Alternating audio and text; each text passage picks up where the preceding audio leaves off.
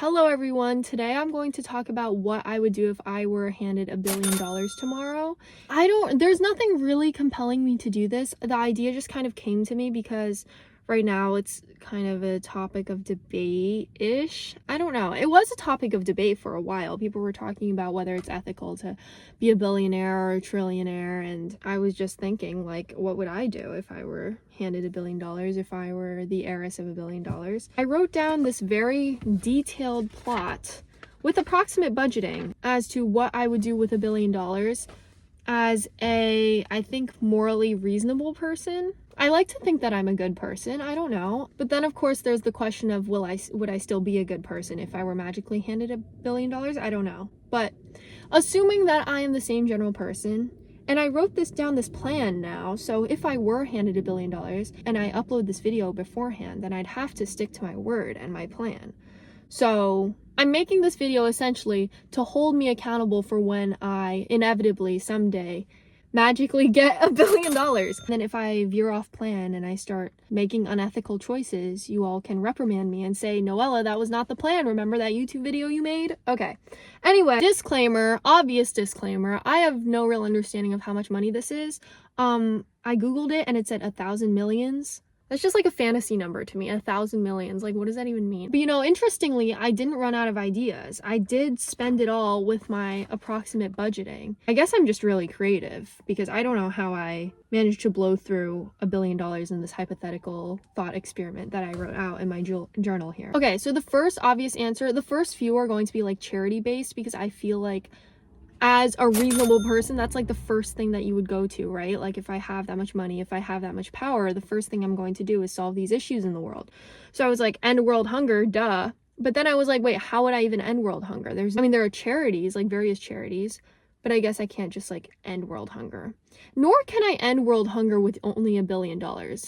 I looked it up and it said like it would cost $1 trillion or something.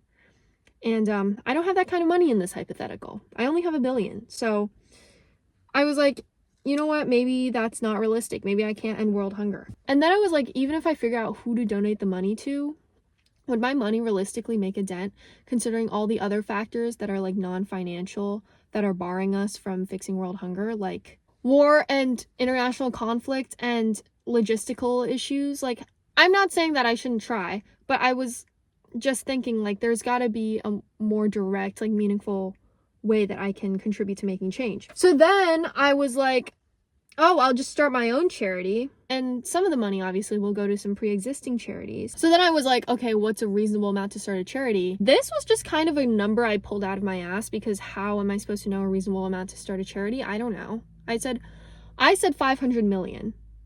I feel like that's a lot of money to start. I feel like that's more than enough money to start a charity, to start and run an international charity organization, right? I tried to do some research, but obviously the answers varied. So I know charities have been started for less, but I want to spend that money so it's like actually impactful. Okay. Yeah, and that was another thing. I was like, okay, so charity, what would my charity be? I'm just a huge animal person, so immediately I thought about wildlife conservation. And so I was like, maybe I'd make an animal shelter or multiple animal shelters. A reserve, is that the word? A wildlife reserve? Multiple wildlife reserves for like endangered species? Something like that. I feel like that's good.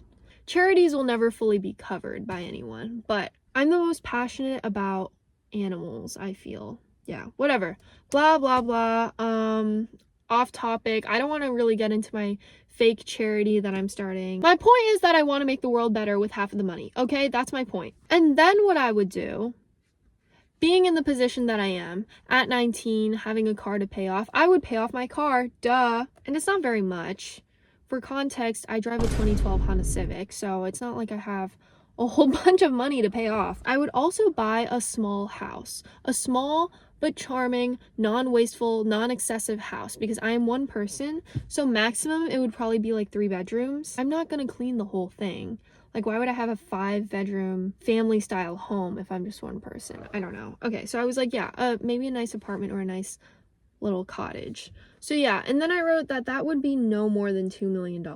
My Honda Civic is not very expensive. I bought it used. That leaves basically $2 million for a cottage or an apartment. And I imagine that it would only be $2 million because I care so much about location. I would definitely want it to be in an area with water. I don't know where I would want it to be exactly though. Maybe Newport? I wrote down a bunch of locations. I wrote Brazil because I like Brazil a lot and I really want to go, but I've never been, so maybe that's a little bit silly of me to put that down if I've never been. Spain, I love Spain. I love Korea. I love Japan. Within the US, I have the common locations, New York City and LA, just because I love like being in an international area. Even being in New England now, I love being here because I can go to New York and Boston easily. Boston, that would be a good location. I don't know why I didn't write that down. Okay, maybe Boston. Oh, and then the next thing I would do. Okay, so at this point, I have like $498 million left. And I would get a dog. Or 2 or 3. I don't really have a specific breed in mind. I just really want dogs. I want to be like a crazy cat lady, but with dogs in my little apartment. I think that would be really fun. And I imagine that this wouldn't cost more than like $5,000 excluding expenses just for all the dogs, the individual dogs themselves, because I would get so many. Okay. And then I would invest and get a trust fund. I don't know why I thought of that after the dogs. I was like, I would invest and get a trust fund for like generational wealth. This is just for my posterity, okay? I feel like I just have to do it for like my kids or whatever. So maybe like 200 million in that. I don't know. 200 million in that, whatever, you know. At this point, I wrote ban AI. And then I think I looked it up and then I wrote not enough money, frowny face. So I don't think I can ban AI considering it's a $1 trillion industry. But if I could just pay to turn back time, I would. So I think I just put that in there to like make a disclaimer because I feel like someone's going to comment on AI and be like, I would ban AI. Well, you can't. Not with just $1 billion anyway. And I don't think you could even with all the money in the world because it's like the technology has already been created. It's not, even if you make it like illegal or whatever, there will be underground people or something. It will find a way to come back. So at this point I have $300 million left. This is the point where I tell you about my tomb plans. Okay. I would have $10 million dedicated to my tomb. I want to be mummified and buried in this cave. I don't know what cave. I just want it to be like a really hard to find cave in like maybe a Polynesian island. I want to be mummified, tombified with jewels. Okay. But before I die, I'm going to write on stone tablets. I want to write on the stone tablets in like a language that only I can understand, or in like a fake language that looks like a real language.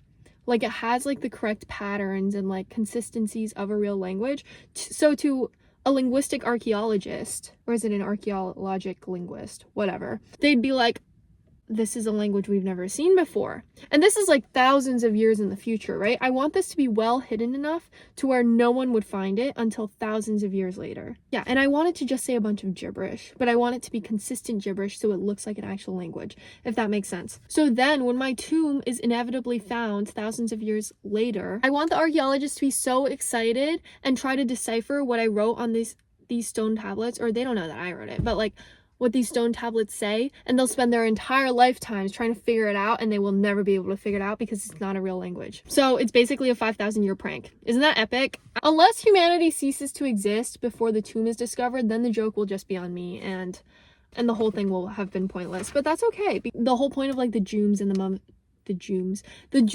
mummification is so I seem like an ancient war goddess or like princess or something.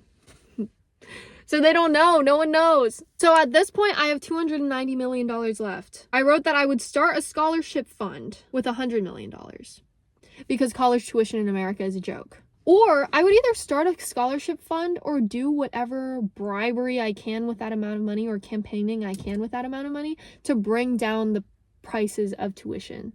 Because that's so ridiculous. Like, I think everyone can agree that college should not cost $100,000 a year. Hot take! College should not cost $100,000 a year. When you live in a society with intelligent people who are choosing not to get further education, even though they like to learn, that's when you know you have a problem with the prices. That's when you know there's something up. when smart kids are going, I don't think I'll go to college. Even though I love to learn, even though I love to study biology or whatever. Like, I think that's when you start to realize, okay, maybe we should fix this. So at this point, I have $190 million left. See, we blew through that very fast. I think I went through that amount of money very fast. I'll put $1 million towards a concert and festival fund, so I can go to all the concerts and festivals for the rest of my life. And then I'll do $10 million for a travel fund, because I've never flown anything other than economy. And I feel like this is one of the few things that bougie people do that I can actually say, like, okay, yeah, it makes sense why they spend so much money on that. Because plane tickets, the conditions that they pack people into, like sardines. The economy seats are a joke. They're a joke. You're practically standing. It's so uncomfortable. I can't sleep. You get neck pain. You get such bad neck pain. You can't even, like, there's the thing that pisses me off the most is, like, they have the feature where you can, like, lean back, but then you all just kind of topple into one another, because it's like the person in front of you leans back, so then you have to lean back to even see the screen in front of you, because you're watching a movie, you know, because it's a 12-hour flight. So then you lean back, and then the person behind you has to lean back. You feel bad for the person behind you because you just lean back. So then the entire plane basically just has to lean back. At that point, why not just make each seat have more space? It makes no sense. Yeah, so $10 million for a travel fund just for business class / first class tickets, because I think that's worth it, okay? Flying private, however, is not worth it for the environmental impact it has. Also, just because it's not worth it. Like, just like a poor use of your money. What are you flying private for when you can just fly business or first class? Like, that makes no sense. Unless you're actually the president and it would actually be some sort of, like, security hazard to be in that plane. But even celebrities, even most celebrities aren't at that level of status where it's, like, justifiable to get a private jet, in my humble opinion. Okay, then I have $179 million left. So then I was like, I would make a movie. I was getting bored at this point. I was like, I would make a movie for $100 million. And then I would also be in it, which would exhaust a few resources and a lot of time, because I would have to learn how to act and be in movies. But at this point, it's like, well, everything's basically covered because I have $1 billion. I'm bored and I have more money than I could ever need in my entire life. So why not be in a movie? And I would probably train myself to be in a movie. I would hire the best coaches or whatever. And I would also write the whole movie. I would just spend a lot of effort to make this movie, like, make it a movie that I feel passionate about. And then I would put $100 million into it and actually, like, give it my full shot. Give it my full effort to make it a really, really good movie, an Oscar-winning movie. And then the last thing I would do, because at this point I have $79 million left, is to start an art gallery and to buy expensive art.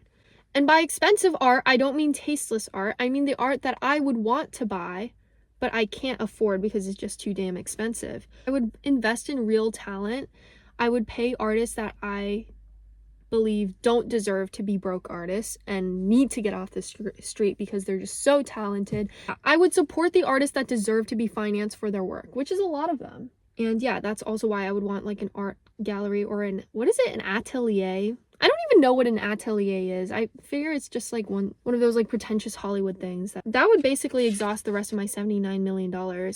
Plus, like, obviously food and, like, just living, I guess. Here's the thing though. Oh, the lighting is becoming really bad. I need to hurry up. If I ever were to become rich, I'd be so scared because I love my personality and I love making, like, these little videos and things like that. And I feel like if I were to become rich, it would make me very unrelatable to the average person, and that would make me sad. Like, even just knowing that I can't connect to, like, the barista who's handing me my coffee because I'm just so, like, out of touch with them. I'm out of their tax bracket, quite literally. That would make me so sad. And you're probably thinking, well, there are rich people who are relatable and, like, as hilarious and intelligent as you, Noella. And I'd be like, yes, that's true, but they're probably only preserving it because it's a part of their brand, like, because it's allowing them to stay this rich. That's kind of like my issue. Like, as much as I want money, I don't think I could ever want to become that rich just because I would want to connect to people, connect to normal, everyday people, and I feel like I won't be able to do that. No matter how hard I try, no matter how hard I try to, like, stay myself, It's just like my personality and my relatability does inherently change because I can afford a lot more things and I'm given a lot more opportunities than the average person. It's getting dark. I feel like I'm about to turn into a werewolf or something. That was actually such a short video. I thought that would be like a really interesting, like in-depth video, but apparently I have nothing to talk about. So sorry. But yeah, that's what I would do with $1 billion. I hope you enjoyed. I'll try to make another video this week just because I know I'm busy. Like, oh my god, I have so much late work sitting here making a video instead because I don't want to do my homework, but I want to get back into being creative. I feel like I'm in a bit of a creative rut. Okay, that's it. Bye, everybody.